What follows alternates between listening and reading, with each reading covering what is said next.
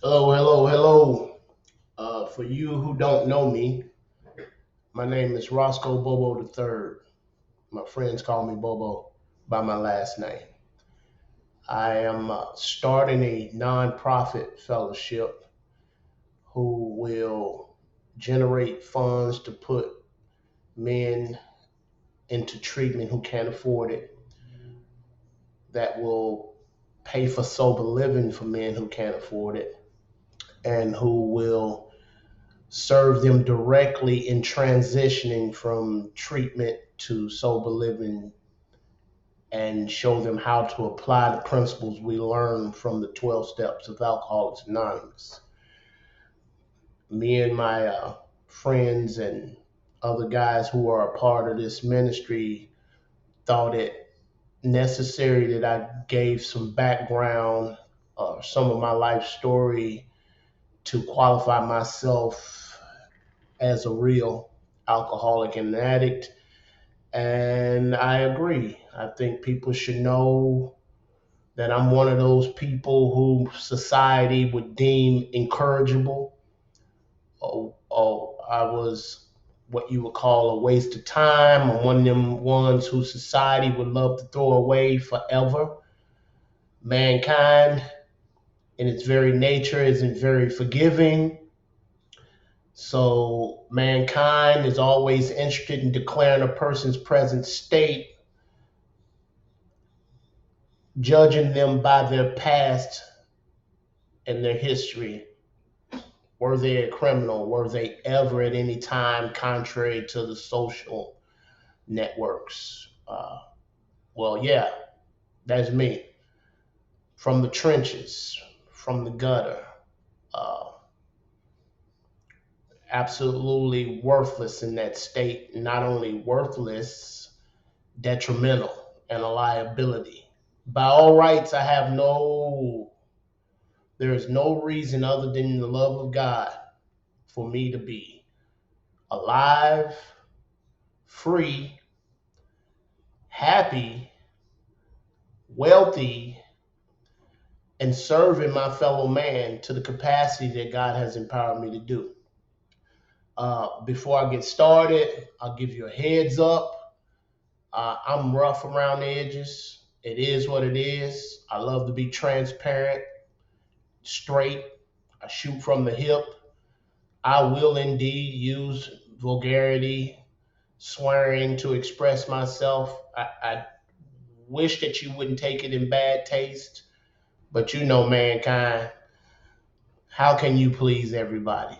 Some a bitch gonna be crying about how you said something.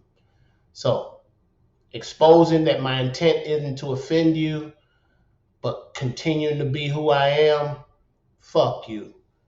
Now, uh, I won't mention names, the actual names of certain people who played a part in my uh, journey through life. I won't uh, name the treatment centers who have graced me with letting me in their doors at different times. I have been to treatment 7 or 8 times. I've been to prison 9 times. And when I'm spending my money, my drug of choice is alcohol, cocaine, and heroin. If I'm not spending my money, then I'm interested in doing whatever it is that you'll pay for.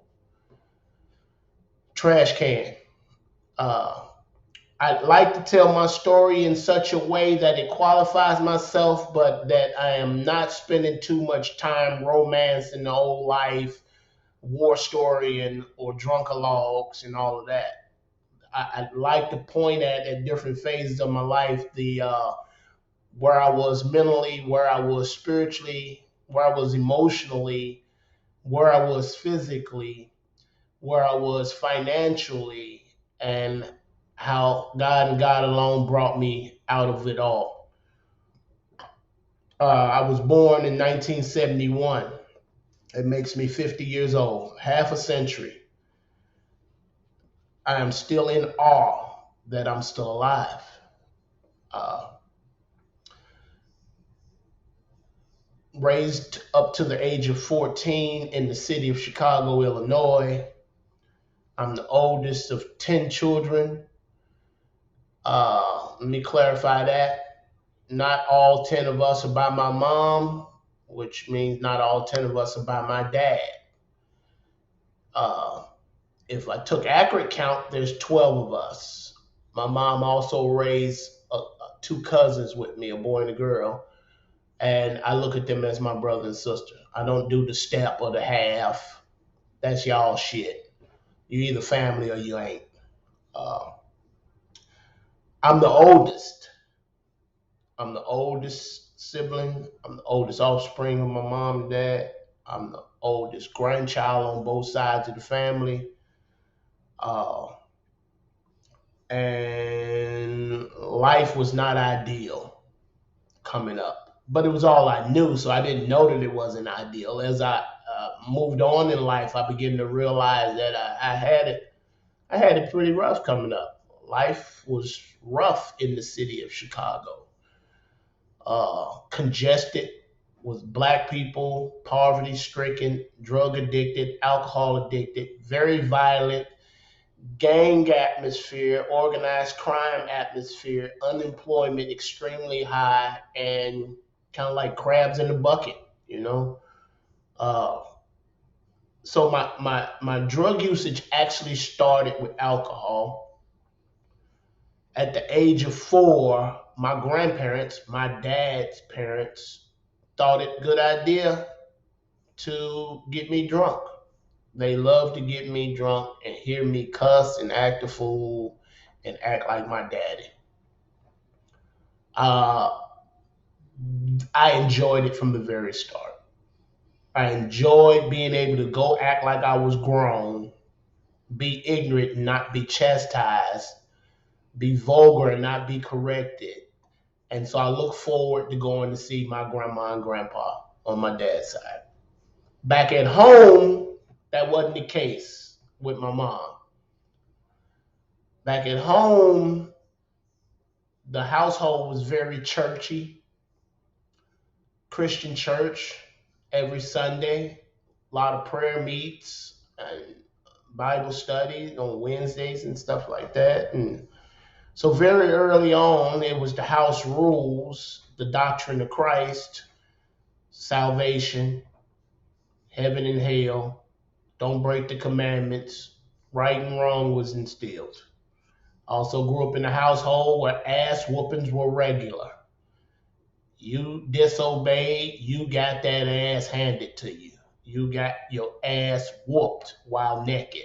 Not through the pants, not pops, not hold your hands out. The damn sure wasn't no go over in the corner and take a time out. That ain't how I was raised. Um, but on my mother's side of the family, there wasn't an okay to indulge in such things as drinking and getting high. Not under my mom's provision or my mother's mother, my grandmother on my mother's side provision. And yet it still happened. My mom's younger sister decided that when I turned 6, it was a good idea to get me high, smoke weed with me. Mind you, there was no consistent drinking or getting high because I didn't live with my father's parents, and my aunt didn't take every single occasion to get me high. So from the age of uh, 4, where I actually got introduced to alcohol, 6, where I actually got introduced to marijuana, up to 14, it was not a regular occurrence, but it did happen. My social life, as far as school and entering school in kindergarten, was the guys whom I was friends with that lived on my street were indeed my friends. And I had no conflict with being friends with them or them being friends with me. Now, school itself was slightly different because if they didn't grow up on my street and we weren't already familiar with each other, I was aware of not feeling a part of. It wasn't extreme or really strong, but it was there. And so school was a bit odd in the social group and with the other children. But the thing that made it really easy was that I was very, very sharp, quick, high IQ, learn really fast, retain information. School was not a problem for me. School was so easy that when I finished the fourth grade, they put me in the sixth grade, and then I continued. Uh, in those days, in the 70s and early 80s, different gang groups, unlike the West Coast gangs, were very organized, not just wild gun toting, gun slinging. There were rules, regulations, law. There were you can do's and there was you can't do's. But during these times, they would recruit anybody 13 or over into these different organizations. And if you were doing good in school, you might get a pass. Or if you were very good in sports and might be able to get out of the ghetto, they may give you a pass and not recruit you. Or they would encourage you to keep doing that and then put a type of protection around you to make sure that you continue to pursue education or that sport that you excelled in. Uh, my parents, my mom and her second husband, my dad, the dad that I knew was my stepfather, but my dad, they both knew very well that I was in danger of being recruited because, like I said, you didn't always get that pass for being good in school or being good in the sport.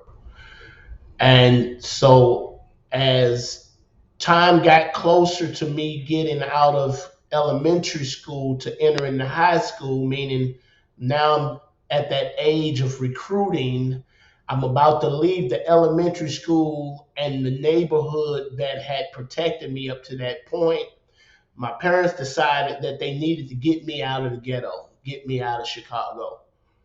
So what they did was they stole a car because we did not have money to buy a vehicle.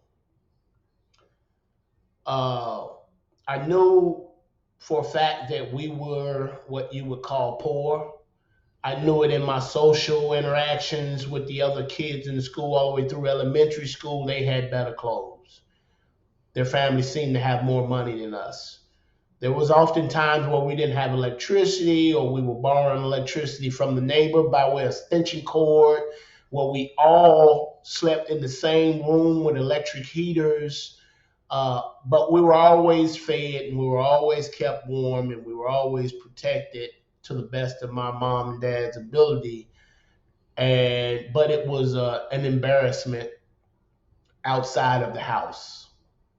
Obviously, other people were doing better than that. So by the time I turned 13, about to turn 14, and I'm finishing eighth grade, they stole this car, really old vehicle, and decided to head to San Antonio. My dad had history with San Antonio, having been in the military, and he always sold us these dreams of coming to this big state with all this land and all these different animals and insects and I like snakes and stuff like that and toads and fishing and so we headed off. It was a knock on the wall in the middle of the night. Y'all get up, get your stuff, let's go. And we all jumped in the car, me and two of my sisters, mom and dad, and jumped on the freeway. At that time, we had no clue where we were going. When we left the state of Illinois and were traveling through Missouri, that's when it was told to us that we were headed to Texas. Now, we didn't make it to San Antonio. That old car wouldn't make it, man. That old car broke down on Hattie and 35, and I've been in Fort Worth ever since. With the exception of moving back to Chicago a couple of times and the depression of that place, the congestion, the poverty, the violence of that place, having known the elbow room, the fresh air, the grass, the friendliness of Southern people, I could not readjust to Chicago. I had to come right back out that bitch and head back to Texas. Fuck Chicago. And so I declare myself a Texan now. Anyway, so we get out here. They get me enrolled in school under a damn alias.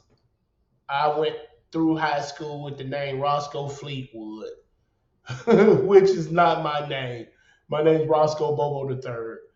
And so I'm in school, and my mom and dad are under this delusion that they have rescued me from the situation of Chicago. But little did they know the gangs and the streetwear life had already gotten to me. And so I brought my problem with me to Texas. They did not know that I had already been drinking. They did not know that I had already been smoking. And they did not know I already had affiliations with a particular group. So I come to Texas, and everywhere I go, there I am. And I came to Texas with that bullshit. I thought, wow, Texas is so different. In Chicago, everything has bulletproof glass burglar bars in Chicago. In Texas, people go to bed with the screen door latched, no bars, no alarms on the cars. And that was how it was in the 80s. Obviously, security is tightened up in Texas now, but Texas was footloose and fancy free, in my opinion, and I began to hustle, take shit, steal. Uh, I immediately began to befriend people who smoke weed and drink. Uh, at the school I attended on the south side of Fort Worth, I immediately began to be friends with those who were cool, who didn't, who pitched themselves or sold themselves off as being grown, or that type of reputation, immaturity, doing whatever the fuck they want. And so that was me. So while I was pretending to still be a good student and abide by the rules of the house in the house, outside the house, I was thugging. And they didn't know it. When they finally began to realize that I was deep into a rebellious way of life, was around the time of my sophomore year. I had turned 15, and my stepdad, well, my dad had uh, he had a run up on me with his demands, with his ultimatums, and told me, and if I didn't like it, I could get the fuck out.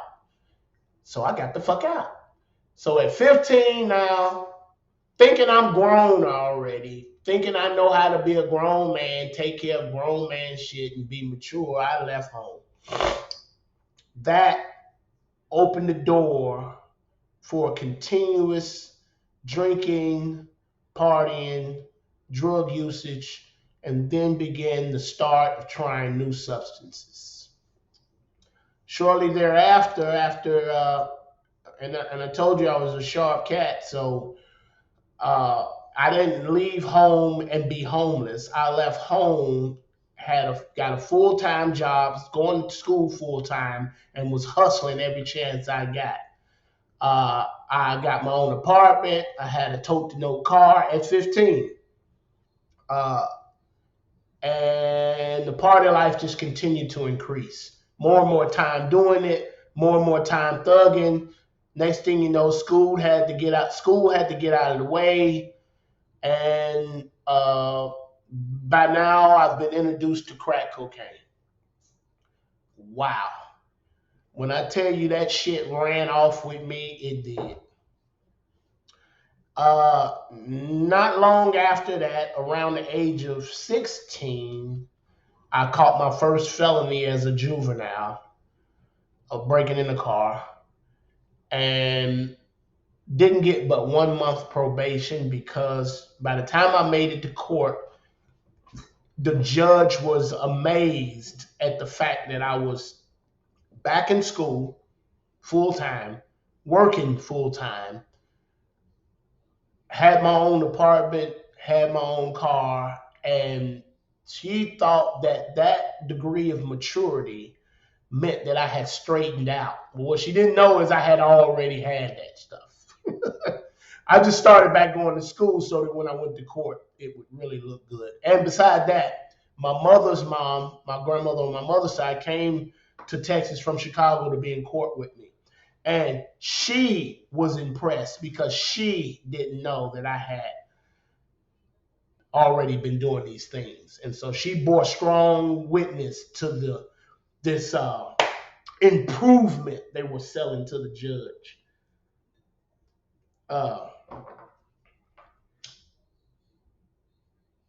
Let me see. So I'm on crack. I'm smoking weed. I'm drinking malt liquor. Trying to maintain school even after the probation was over. It was only a month long. But man, when I tell you getting high, drinking, smoking crack and weed took priority over my life. And so I had to, stop going to school. I had time for school. I thought everything I needed I already had, Then came the day where I couldn't make it to work, lost that job. Well, the truth is, I made it to work. And then by way of a phone call, found out that one of my partners had hit a lick and had a whole lot of crack. So I took my apron off and walked out on the job so I could go get high. That should have been a sign right there. My ass was a hostage. But hell, it was all about doing whatever I wanted to do whenever I wanted to do it, and to hell with the consequences. I'll deal with them when they come. Well, I never even thought about the consequences, but they came. The next year, turning 17, me and some classmates had started selling powder coke and powdered heroin. And what we did was we would go to another side of town, sell it for this one particular guy. And once we were paid, we would come back and then, show ourselves off as real hustlers. But the big secret was that none of my classmates, none of them knew or were aware of me having other substance issues beyond weed and alcohol. So when I was out of their eyeshot, I was doing cocaine. Also was introduced to methamphetamine during them times. They called it crank back then. It wasn't this newfangled ice shit. It was some real created by Hitler ass shit, and was very strong and lasted a really long time. So shortly after that, I catch a auto theft charge, and then got probation, adult probation for that. And then shortly after that, task force came into one of the spots where we were selling the boy and girl. That's the powder cocaine and heroin, and I caught a drug charge. So here now is my first trip to the penitentiary with 2 5-year sentences run consecutive. I do the time necessary to make parole. I get out, and immediately I'm back drinking and getting high. I tried to stay away from cocaine.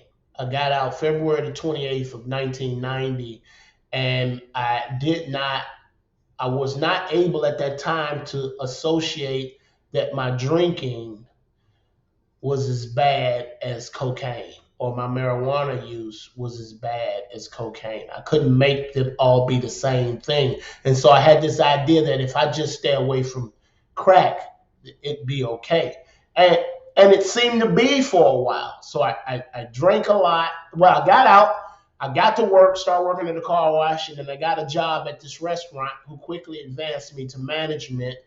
And uh, hell, I thought I had everything under control. Well, it doesn't take that long for a person who has a preference to make it back to that thing that gives them that. And so once again, I was back on crack. Then I tried to run from that addiction.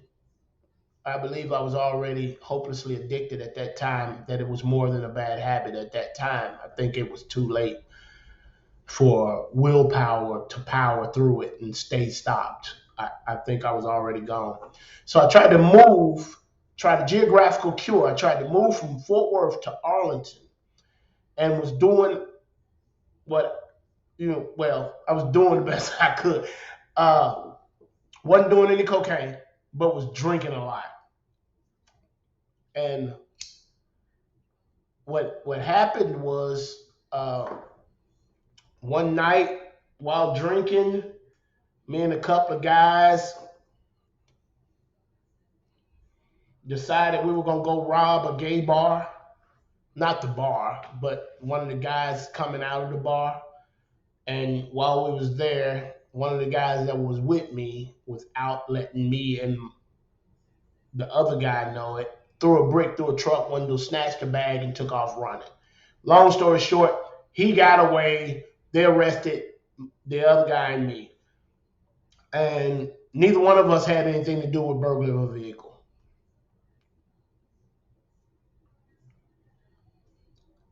But the guy that was arrested with me turned state evidence, signed a statement, and they put all the charges on me. I ended up getting 8 years for something I didn't do. Now I understand that I was there to do something worse than burglarize a vehicle. And so now I'm grateful for the 8 years. But that 8 year sentence and my attitude about, and this belief that I was falsely convicted, made it virtually impossible for me to do that sentence. Meaning, I could not, when they let me out on parole in 93, I had no intention on submitting to the authority of the parole office. I smoked, I drank, I refused UAs. One time I even assaulted a parole officer. Well, I didn't actually get him, he ran from me, but I chased him around the desk. So that one charge of burglary of a motor vehicle, which I didn't do, which I was at the location do worse than that. That one charge took me to prison 5 times, 4 violations. One trip on the initial offense and conviction, 4 trips for parole violation or revocation. And every single time I got out, I would try yet again to stop doing cocaine. And I would never really even consider not drinking and not smoking weed until about 1994, when I was introduced to treatment and introduced to NA and AA and groups like that. And so when I got out on that parole violation in 95, April 5th, 95, I tried. I tried to stay clear of everything, and it didn't last long.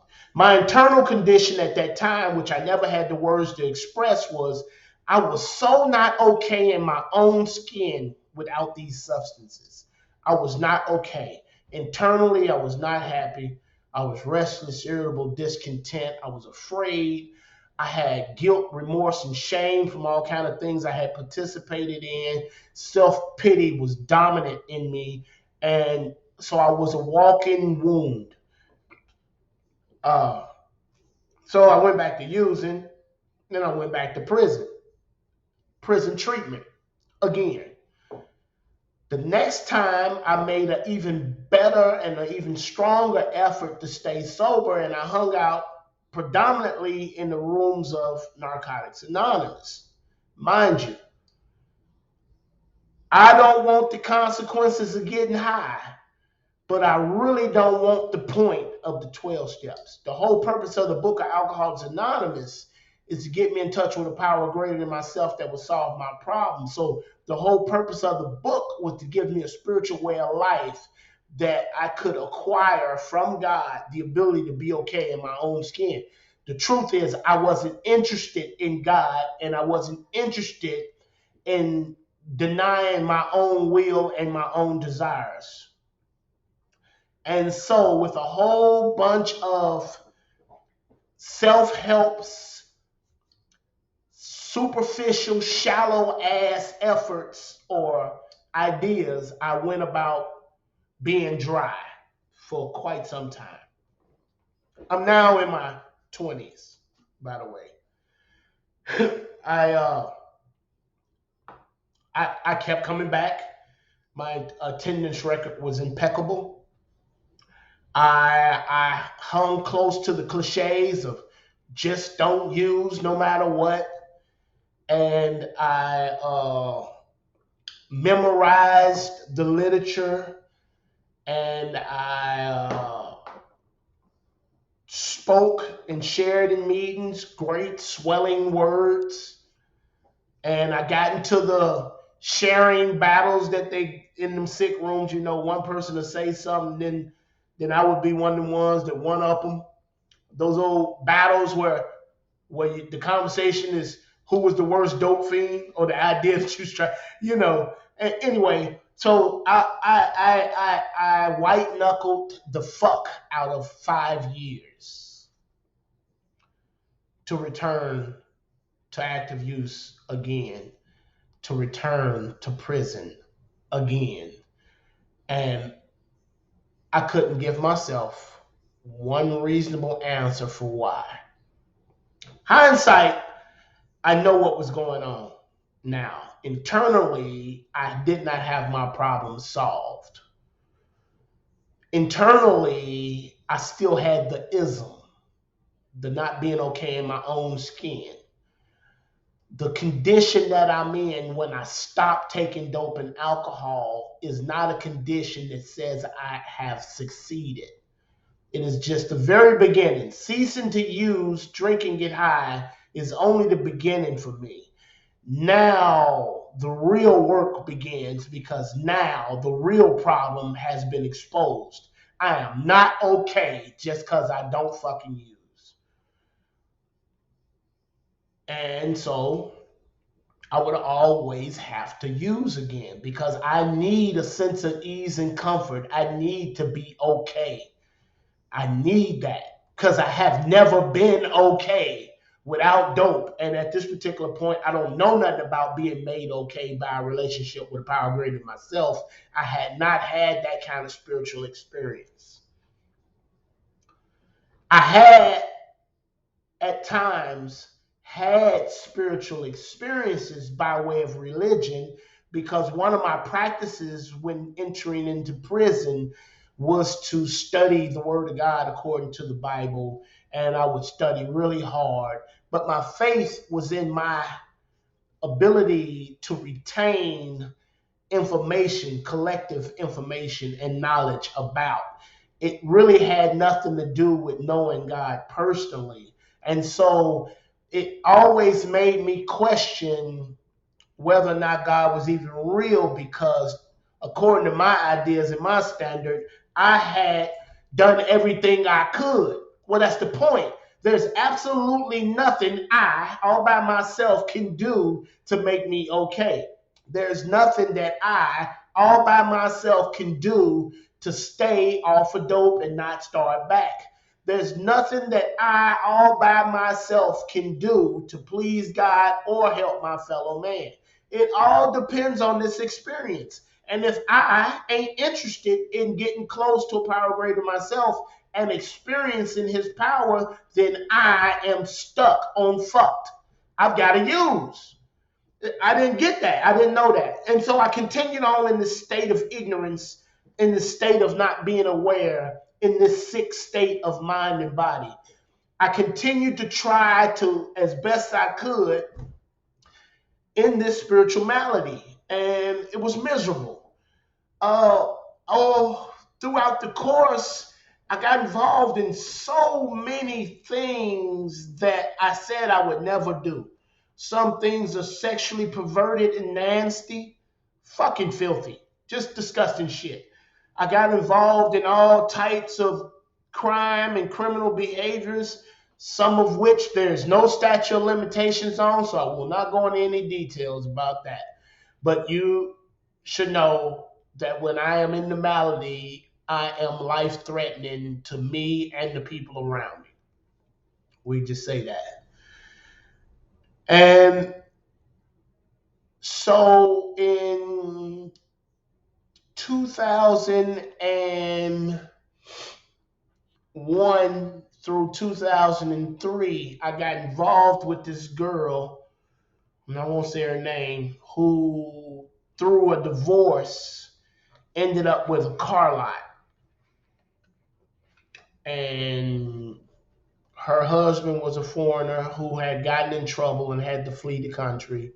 And so she was left with this car lot, and she herself did not know how to run the company. Well, maybe she knew how to run the paperwork of the company, but she didn't have the enthusiasm or the giddy up to actually start selling cars. And we had been in a relationship before. So she had looked me up, found me. I had recently gotten out of prison. Shortly after we rekindled this relationship, I moved in out there at this property where there's a house and a car lot, and I began to sell cars in my idea for me. But it was really for her. She owned the shit, not me. Me and her was never married. She was a girlfriend. Anyway, I continued to try to control my usage and could not. Now I have this experience of having an untold amount of money coming in, and so if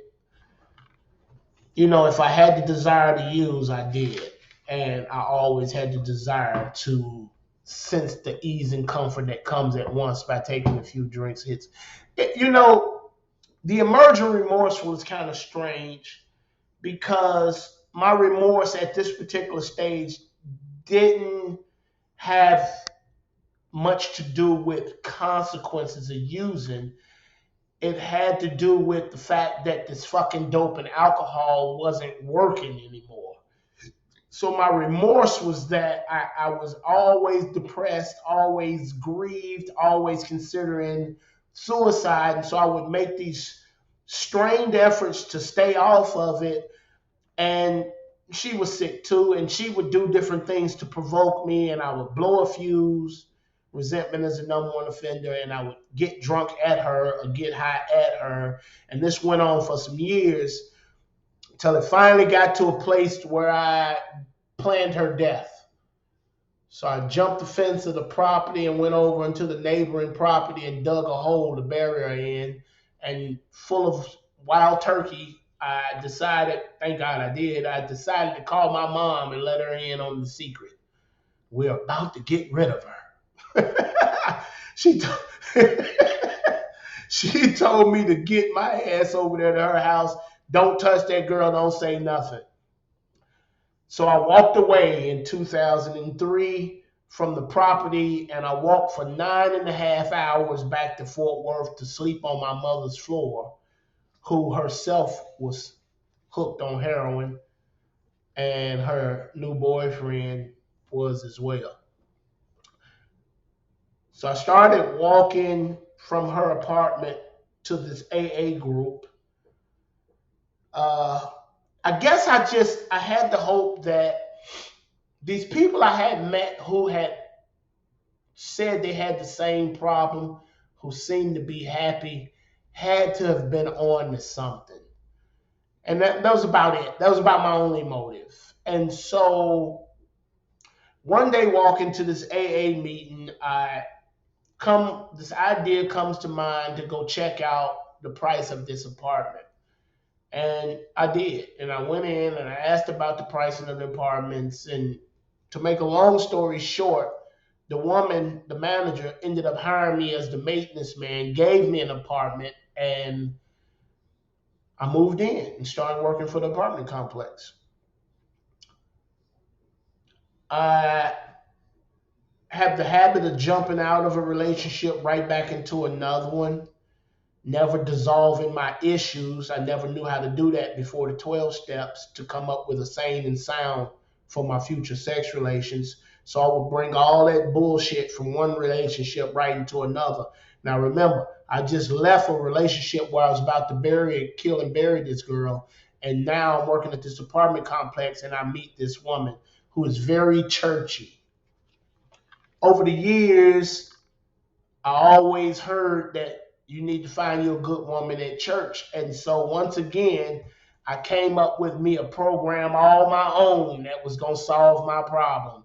And so after 28 days of knowing this woman, I married her. Marrying her did not solve my problem. We stayed married for 17 years. That marriage was over in 6 months, but we stayed married for 17 years. We stayed together for 7 years, and the last 10 years, we weren't together, we just separated. But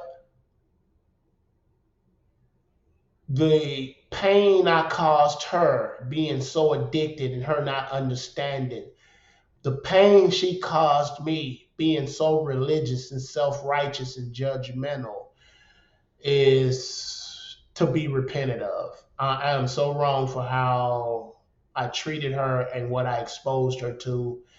And I would hope that at some point God would reveal to her the part she played, but that's not my business.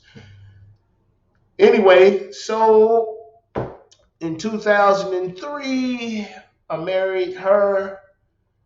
In 2010, in 2010, I had started romancing the ideas of killing her and her daughters and her grandkid. And it scared me because I knew that if something wasn't done about it, then I very well would do it. I would have done it. And so what I did was I went to the county hospital, admitted myself into the hospital, and they prescribed for me. They gave me some high-powered psychotics. They gave me an antidepressant, and they gave me a benzo.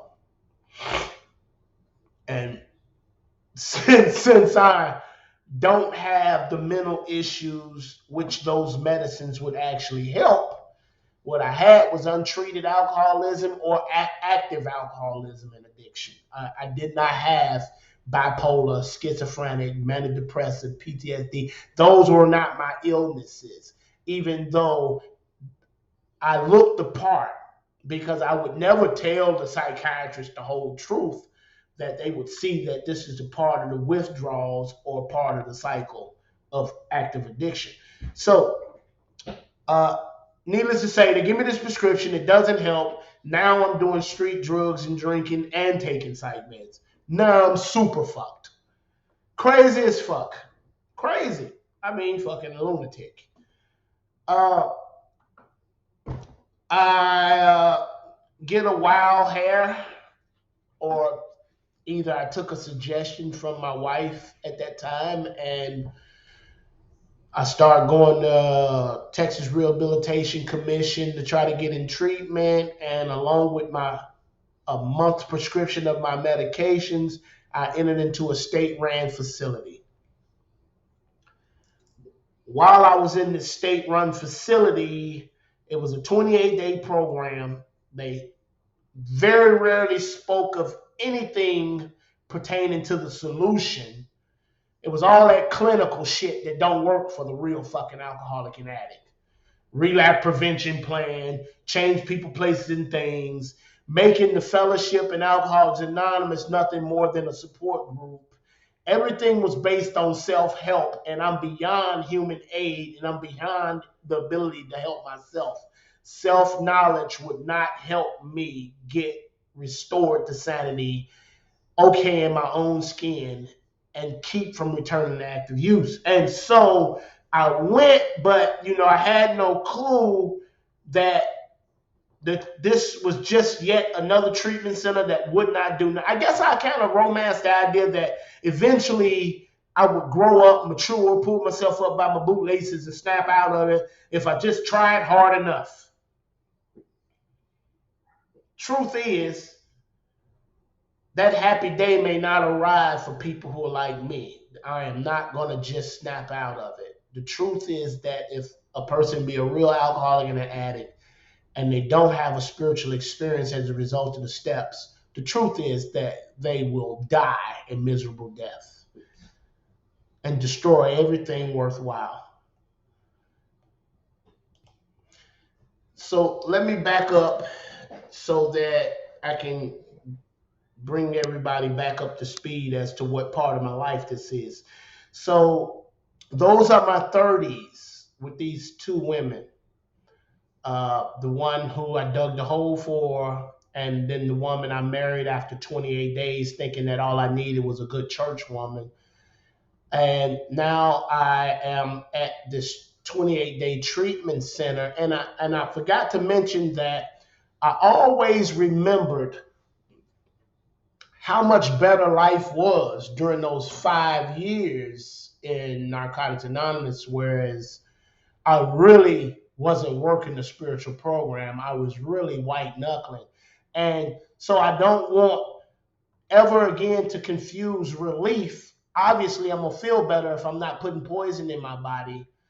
And yet, that's not the equivalent of being recovered from a seemingly hopeless state of mind and body. And so much better it was than active use, but it was still not connected to God and empowered by God to be okay in my own skin and be fit for maximum service to God and my fellows. It was not that. Extremely two different things. As a matter of fact, if I go ahead and dig back, during that 5 years, I had put a gun in my mouth 3 different times wanting to kill myself. I just didn't have the nuts to do it. So there was probably some of that was some of my motive for going back to treatment again. Everything else had fucking failed. And I still had this experience of having been clean for some years and was very proud of it. I couldn't wait to tell you if the subject came up or how long I stayed sober once. And sometimes that would even be proof to me that I really wasn't the hopeless variety, a real addict and alcoholic. But here I am on my ass at this treatment center that doesn't issue or offer the spiritual program of action, the 12 steps. Not to knock them. The stuff they have will be very useful for hard drinkers, people with bad habits, hard users, people with bad habits, or down to the moderate who had a few consequences. They still have the ability to stop on their own or moderate, given a good enough reason. And so those places are very good for them people. But me, the hopeless variety, nothing but God, nothing but a spiritual awakening can do anything for me. But I didn't know that yet. So I'm in this program, and with all of my experience in being incarcerated, I know how to comply. When given a structured environment, I know how to excel in a structured environment, be okay, make trustee, get privileges, stay out of trouble. I know how to do that. And so, it's my norm to get in the treatment center and follow the rules, excel in the literature, in the paperwork, in the book work, share in the meetings, always got something to say along the lines of what would impress the counselors to vote me most likely to succeed. And I was about 14 days into the 28-day program, and the whole community is sitting in this room, and there's these guys coming from a Drug Addicts Anonymous group to bring us the message. And they begin to talk about the foundation of Alcoholics Anonymous. They begin to expound on the allergy and the phenomenon of craving.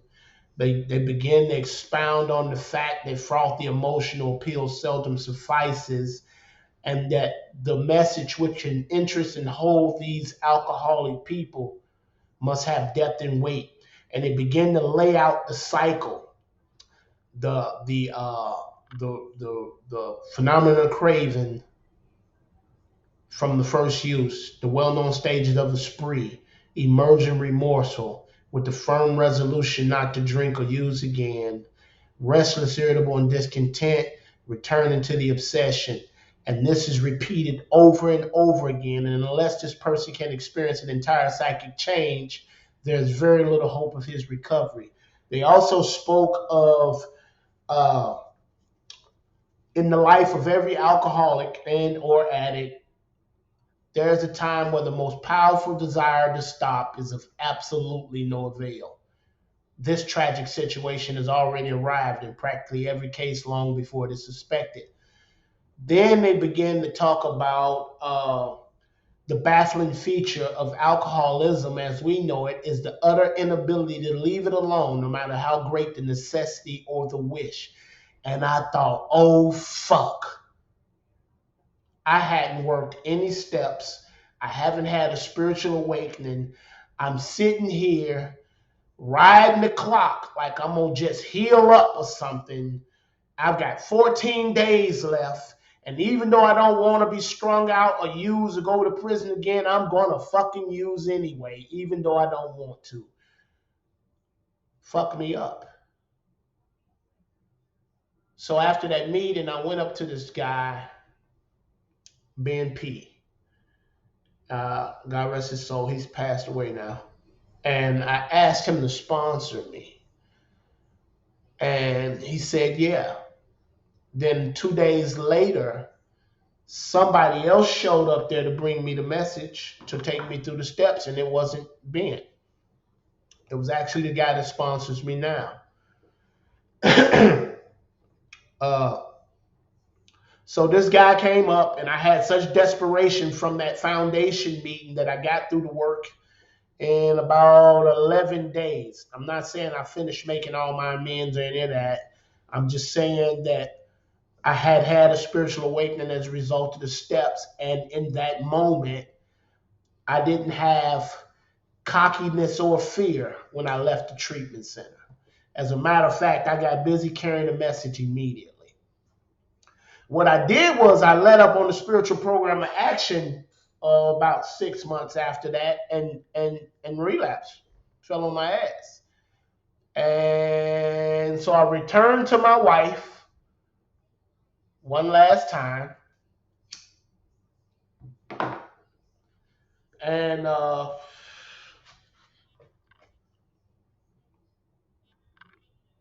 that wasn't working. We both were almost at the point of hating each other.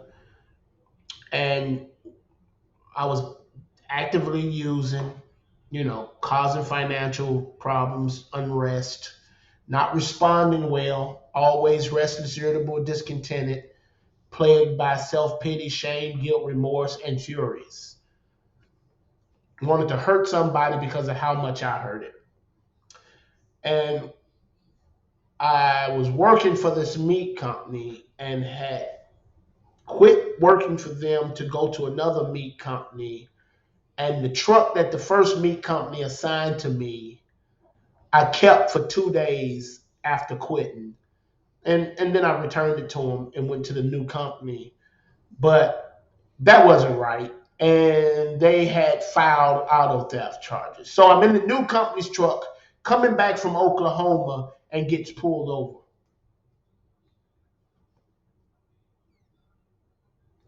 One of them situations where my cycle is being broken because I'm being stopped.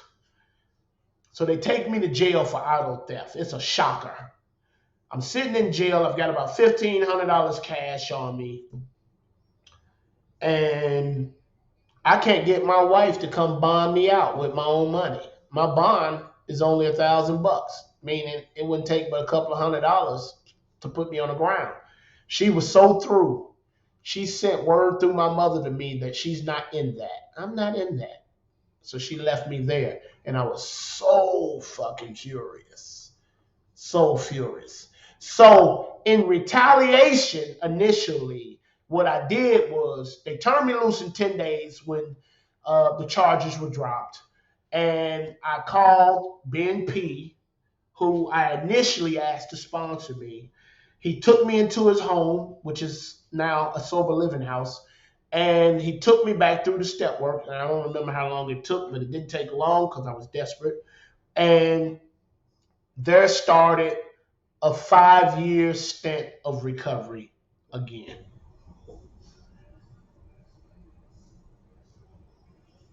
Into this recovery, about 2 years into this recovery, now I'm in my 40s, early 40s, 40, 41, like this. Early into this stint of recovery, about 2 years in, I meet this girl. I'm not divorced, but I meet this girl in recovery, met her at AA. Oh, I love that girl. She was so down to earth and just, fresh. And hell, I was doing well spiritually, mentally, emotionally. And I felt like I had something to offer. And she brought excitement to my life at that time. And before I knew it, she was pregnant. So here it is. My first son was born or created February 28th, 1990, the same day I got out of prison. From that first prison stay, I had a son whom all of his childhood years I was either strung out or in prison. And here I was now recovered, carrying the message, taking guys through the step work, loving life, and met somebody who I loved, and she was pregnant, and I felt like this was a do-over. I was duped by my own know-it-all and by my ego. See, what happened was the birth of this next son, they're 22 years apart, my sons, brought on all kind of fear.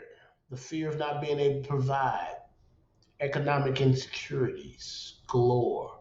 And what I did not do is I did not write this fear down and ask myself why I had it and dissolve this fear. I did not talk to anybody about it. I eventually made a decision based on that fear that placed me in a position to be hurt again. So watch how insane, even after being recovered, how easy it is to get unrecovered. So I've got this fear festering, and I'm not talking to anybody about it. And so that I think that I can evade dealing with my issues by throwing myself into carrying the message and helping other people. No, I can't. I have to deal with my issues and face them as they come. I have to continue to take personal inventory. And when I'm wrong, promptly admit it. I have to ask God at once to remove the things that crop up, talk to somebody else, make amends quickly, and then turn my attention to somebody I will help. That is not what I did. What I did was I kept it to myself, lied by omission and acted like I was okay, continue to do outward acts like that would fix my inward sickness. And before I knew it, I made the decision to supplement my income by selling heroin. So after about 5 years of being sober again, I returned to active use and decided to stop working and just sell dope full time. Now, my motive had integrity. It was to take care of my family, but it was fueled by my sickness to do such a thing. And so in that perversion itself, later I put myself in a position to be hurt. What happens? Here's what happens. 2017, someone who was working for the police came in and purchased on video from me twice. So February 2017, Sheriff Department come to issue a warrant for distribution of heroin. They come in, they get me. Now I'm facing a habitual sentence, a very large dope charge, distribution, delivery, manufacturing of heroin. Uh, while I'm incarcerated, a friend of the family sues me for custody of my son and gets it. While I'm incarcerated, his mother, the woman I love, dies from pneumonia. Sober, she still dies while I'm gone, though. 34 months later, 4 months after losing my home, I'm released. This was my 9th trip to prison. I am very familiar with the program, from the superficial aspect to some of the deeper truths about getting connected to God, working the spiritual program. I'm familiar with the program. And yet, here I am, the day I get out, thinking that I could do some controlled drinking.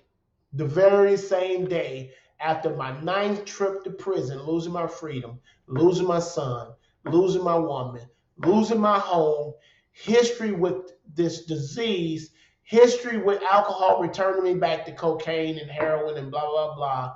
Here I am again trying to prove myself an exception to the rule and drink and control and enjoy it. Here I go again. Well, fuck me. Well, it didn't take long. About 3 months later, here I am reaching out to Ben P again. And I thank God for him because he made no bones. He didn't judge. He didn't handle me rough. He came to me. And by this time, he's the owner of a treatment center that's whole focus is the 12 steps and the solution as outlined in the big book of Alcoholics Anonymous. And he came to get me, and she's my wife now, and me and my fiance at the time met with him at the Pancake House for breakfast. And waiting on the food, I had to go to the restroom. So I went to the restroom. By the time I came back from the restroom, Ben and my wife had a little conversation about me without my knowing. And so she immediately acts as though she's going to give us some time to talk. And so she's going to go ahead and go home. So she stops at the counter, pays our bill, she leaves. Me and Ben were sitting there talking, and then Ben pops the question on me. He says, man, he asked me, how are you really doing? I said, man, I had been doing well, which I hadn't. And I said, but I had a slip, which it was more than a slip. And he says, well, I want you to come back to so-and-so with me. And I was like, oh, man, no, man, it's almost spring break, and I need to talk to Brandy first. And he says, I already talked to her, and she says she's in support of it. So he kind of let the air out of me on that one, and I was like, oh, they done got together on my ass. Oh, fuck. And so now I'm still trying to come up with a way to not do it. Then he says to me in the most gentle way, he says, Bobo, you know you're in a desperate situation. Which I knew that. That's why I called him. That's why I was interested in going through the work. I just had this idea that I could go through the work at home. Hell, I ain't got to go nowhere. I can do it from the house. Anyway, he says, you're in a desperate situation and you know it. And a desperate situation requires drastic actions. He says, bro, I'm offering to pay your tuition, to give you a scholarship. He said, you stay as long as you need to get reacquainted with the work, to have a new experience. And I took a few deep breaths. We went outside from the Pancake House, sat in the truck for a while. He let me vent my concerns about it, the things I feared losing while I was gone if I went. And He didn't say much, and I look over at him, and he's in tears, and he says to me, and it's almost like what he said was alive. He says, "Bro, I prayed the whole way over here to get you." He says, "And God told me to bring you back and to get you back up to your full potential because He has a lot of work for you to do." And I remember being so fucking mad at that goddamn statement, but it rang in my ears and it went down in my spirit, and it started doing something to me immediately. The results of what it did to me at that moment was gave me the courage to say, okay, let's go. So I had him bring me back to the house. I packed my stuff. I told my wife I was going to go ahead and go. And since I had tried recovery so many other times only to fail, I ain't going to lie to you, I wasn't convinced it was going to work. There was only one thing left in me from all of the attempts. I had came to believe that God loved me no matter what. And with that, and with being able to embrace the humiliation so that it turned into humility, I went. I get to this treatment center, and it is even more humiliation waiting on me at the place. When I get there, two of the RAs were customers of mine when I was selling heroin that had recovered and were sober and happy and now working in treatment. Two of the guys who were in the hierarchy of the treatment center, vice president and next in line, I had carried the message to them, a message that had depth and weight, and their lives had been changed, and now they were working in treatment. There was a counselor there who was a member of my home AA group who knew me well. And the owner of the treatment center was my sponsor.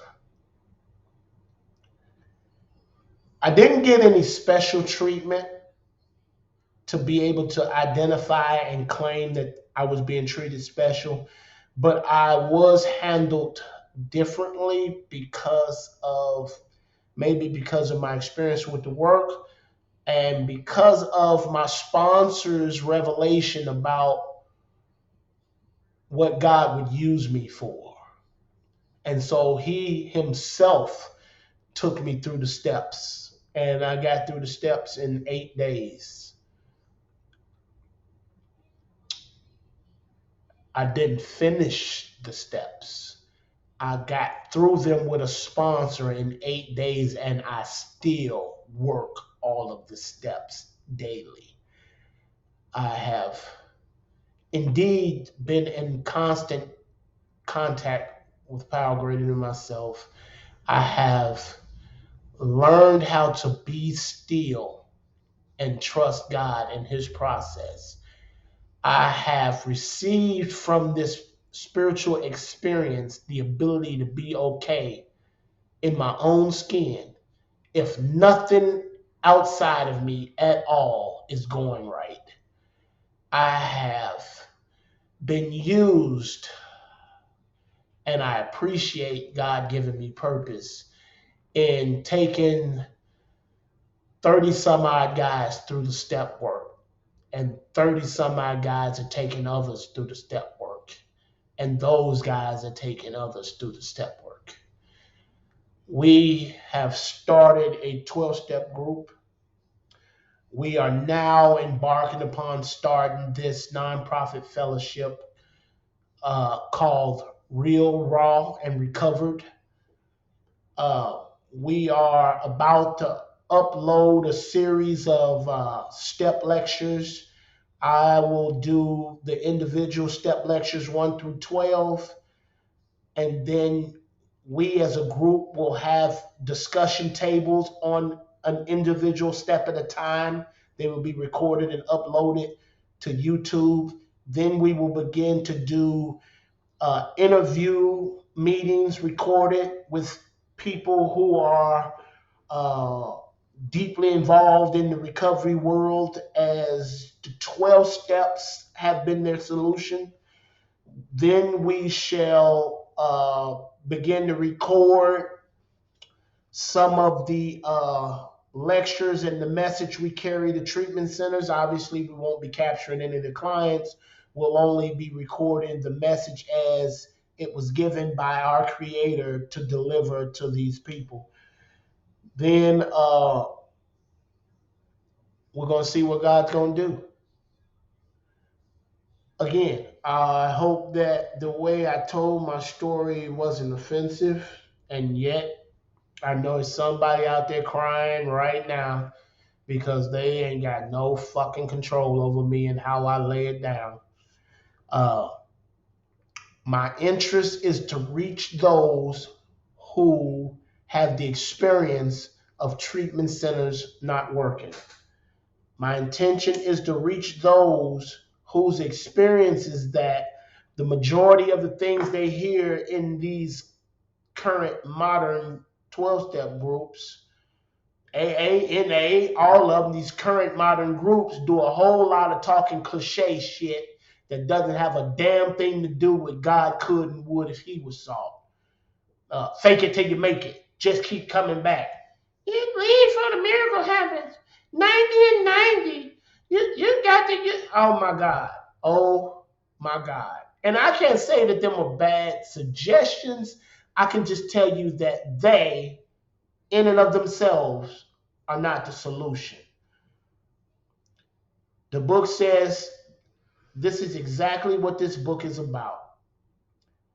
It is to get you in touch with a power greater than yourself, which would solve all your problems. And so, this is now what God has called me, chosen me, and sent me to do. This is what he asks of me to play a part of out of my gratitude. It is a pleasure to finally be a part of society and not be a problem for society. It is such a relief to be okay in my own skin, to have a happy marriage, a marriage where we have never, ever, ever had a disagreement or a heated back and forth discussion. It is a pleasure to be in the position where I'm about to get my son back. It is a pleasure to be one who's asked to come rattle the cage when people have drifted into something superficial or routine, and it's not the message that is depth, that has depth and weight. I am so grateful today to be able to say I love y'all. I even love you who I don't like.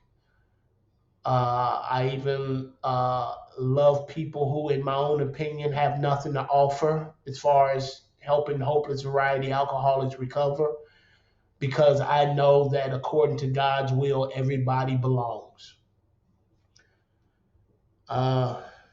Thank y'all for letting me share.